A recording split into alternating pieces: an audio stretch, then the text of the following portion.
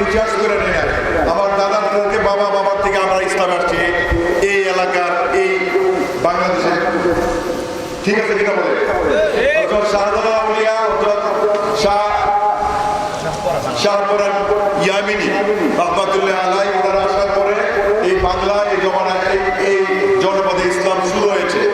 এর আগের ব্যাখ্যায় আমি যাব না, শুধু এইটুকু বলবো, আজকে অনেকের চোখের পর্দা আমি যে 5 মিনিট বক্তৃতা শুনেছি, আল্লামা নুরুল ইসলাম আলী আসলে একজন বিদগ্ধ মাওলানা এবং একজন ওলি। আজকে এই অলির বাগানে আমি একজন ক্ষুদ্র মানুষ, অনুষ্ঠানের সভাপতি ফাইজুল্লাহ শিশু এবং আরেকজন বিশেষ অতিথি আল্লামা শাইখ সাজিদুর রহমান সাহেব সহ এলাকার প্রিয় ভাই, আসসালামু আলাইকুম ওয়া রাহমাতুল্লাহি ওয়া বারাকাতুহু। আমি একটু বলি, আমার 2015 সালে হজ করার আমার তৌফিক আল্লাহ দিয়েছিল আল্লাহর বাইতুল্লাহ শরীফে এবং রাসূলুল্লাহ সাল্লাল্লাহু আলাইহি ওয়াসাল্লামের রওজা শরীফে জিয়ারত করার আমার সৌভাগ্য হয়েছিল। আমি যে কাজটুকু করেছি একজন মুসলমান হিসেবে, আমি কি কারণে সালাম দিয়েছি রাসূলুল্লাহের রওজাতে, আসসালাতু ওয়াসসালামু আলাইকা ইয়া রাসূলুল্লাহ, আসসালাতু ওয়াসসালামু আলাইকা ইয়া হাবিবাল্লাহ, আসসালাতু ওয়াসসালামু আলাইকা ইয়া শাফিয়াল মুযনিবিন, আসসালাতু ওয়াসসালামু আলাইকা ইয়া রাহমাতাল লিল আলামিন। আমি একজন সামান্য মানুষ, এখানে আলেমে দ্বীনরা আছে, আমি একটু বলবো, আল্লাহ রাসূল আল্লাহ রাব্বি কারীম হযরত মুহাম্মদ সাল্লাল্লাহু আলাইহি ওয়াসাল্লামকে মক্কায় পাঠিয়েছে একজন নবী হিসেবে। উনি ইমামুল মুরসালিন।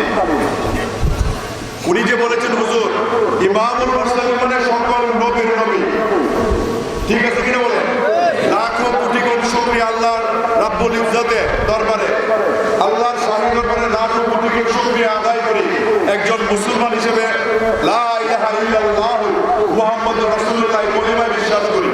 যারা রাসূলুল্লাহ সাল্লাল্লাহু আলাইহি ওয়াসাল্লামকে আমাদের মতো মানুষ মনে করে, আজকে আল্লামা নুরুল ইসলাম মনে করে যে বলেছেন আমাদের মতো উনি মানুষ না, আমরা মরে গেলে কবরে জিন্দা হয় না সাথে সাথে। রাসূলুল্লাহ সাল্লাল্লাহু আলাইহি ওয়াসাল্লামের যখন আপনি রওজা শরীফে উনি জীবিত অবস্থায় আছেন, উনি খাতামান নবী, উনি জিন্দা নবী।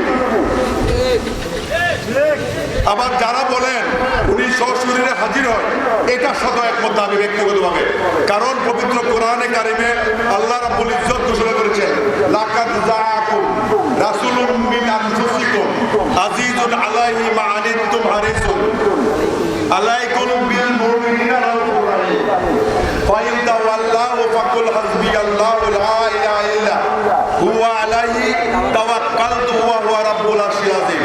বাংলা, আমি তোমাদের কাছ থেকে তোমাদের মতো একজনকে পৃথিবীতে নবী হিসেবে পাঠিয়েছি, তোমাদের কষ্ট দিতে উনি কষ্ট পায়।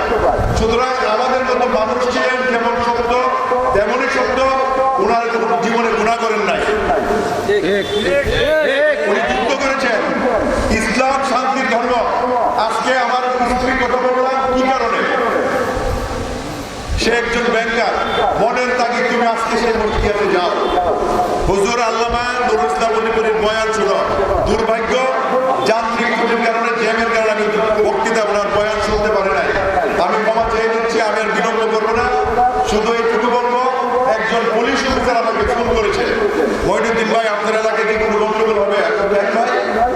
কেন গন্ডগোল হবে? এখানে তো কোনো জঙ্গি নাই, কেন গন্ডগোল হবে? যারা পিছন থেকে এই সমস্ত উচ্চ পর্যায়ের আলেম, আমাদের এই মাটি ধন্য হয়েছে, এই মাটি আমরা ওনাকে সালাম জানাই, আল্লাহ যেন তাকে দীর্ঘায়ু করেন। আমরা সালাম জানাই, আমরা যেন রাসূল আল্লামা উলিপুর হুজুর বলেছেন আমরা যেন সিরাতুল মুস্তাকিমের পথে পরিচালিত হয়। সিরাতুল মুস্তাকিমের পথটা কি? যেই পথ নবীগণের পথ, যেই পথ ওলামা মাশায়েখদের পথ, যেই পথ কল্যাণের, যেই পথ অশান্তি না, সেই পথটা। সুতরাং আমাদেরকে পরিচালিত করুন আল্লাহ রাব্বুল ইজ্জত।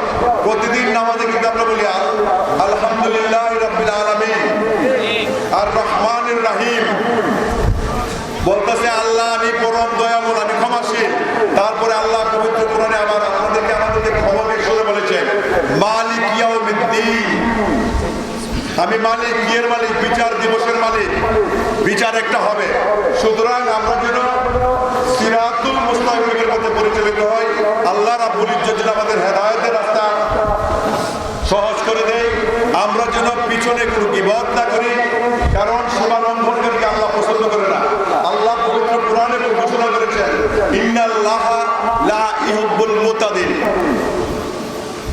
আমার মাফ করবেন,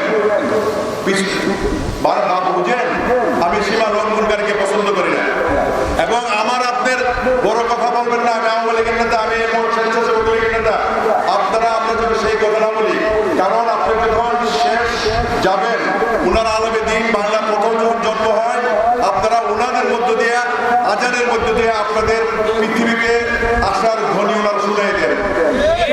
ওনারা তারা, আমরা যখন কোনো কষ্টে থাকি, আমরা যখন কোনো সংকটে থাকি, আমরা যখন কোনো দুর্দিনে থাকি, আমরা হুজুরদের দ্বারস্থ হই, বলি আমার বাবার জন্য, আমার দাদার জন্য, মায়ের জন্য আপনারা দোয়া করেন।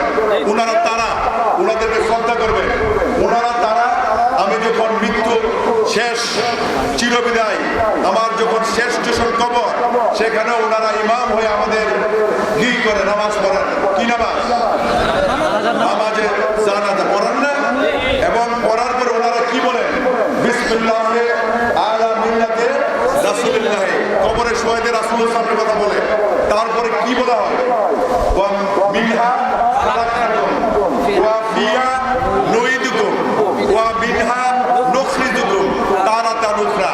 বলা হইতেছে, তোমাকে আমি আল্লাহ রাব্বুল ইজ্জত বলতেছেন, এই মাটি থেকে তোমাকে সৃষ্টি করেছিলাম, এই মাটিতে তোমাকে শোয়াই দিলাম, এখান থেকে তোমাকে পুনরুত্থান করা হবে। সুতরাং মারামারি করবেন না।